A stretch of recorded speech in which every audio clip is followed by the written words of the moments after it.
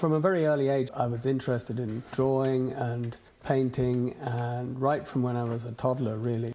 My parents were artistic. My father was a musician and had been in the Abbey Theatre, and my mother had a great interest in paintings and collected and bought and sold paintings. So I was encouraged from an early age. I was born in Waterford and we lived in the west of Ireland.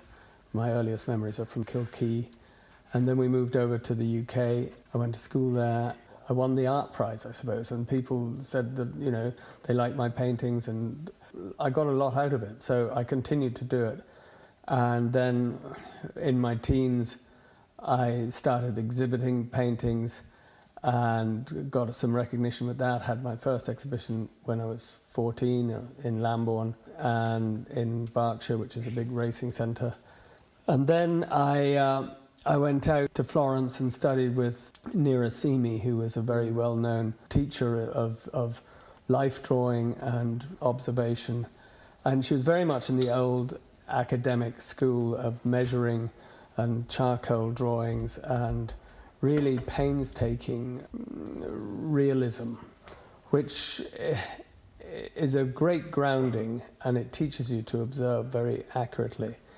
But you can get too much of that, and for a certain length, for quite a long time, I found myself hung up on that quite a lot, and I was constantly trying to produce a very photographic image. And then I went to John Skeeping, who was a sculptor who had more of an artistic sort of approach to the whole thing, and he really tried to give an artist's impression rather than a realist impression. Since then, that's been my theme, if you like, to try and develop my own style and have my own way of painting. The painters I admire have great fluidity and confidence in their painting, like the old masters, Tiepolo, Rubens, Velasquez, just a fantastic flow, and Delacroix and John Singer Sargent later. I'm always wary, I'm always apprehensive about reaching a plateau and just churning out the same pictures all the time. So I'm trying with different ways to although I'm traditional and realistic, I am happy to experiment with some different mediums and different techniques and try and develop my style without copying other artists, without just being a mirror image of another artist's work. I want to try and have my own style and be recognized for that, or establish my own way of interpreting things, whether it's landscape or portraiture or horses in action. The paint must move quickly. It must have a flow to it and a certain confidence.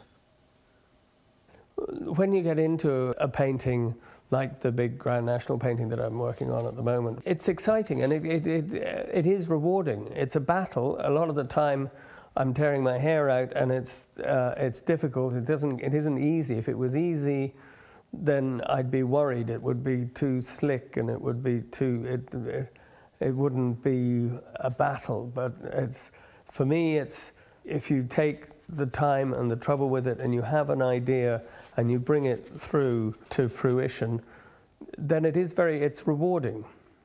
People ask me if I enjoy painting. I don't know if enjoyment is the right word. I think it's more a thing of if I don't paint, I'm in bad form. I'm not happy. But if I can't say that I'm deliriously happy when I'm painting, because it's a demanding thing to do, and if you spend your day doing it, you're quite exhausted at the end of it. So it takes a lot of concentration, and sometimes when it goes wrong, it can be very frustrating, and you can see a whole week's work, more than that, just come to nothing. Be able to see the picture coming on. I think it's come on a certain amount since I started this morning. Hopefully, if I can maintain the the sense of movement, I'll be able to do that as well with a little bit of looseness to keep the whole thing going.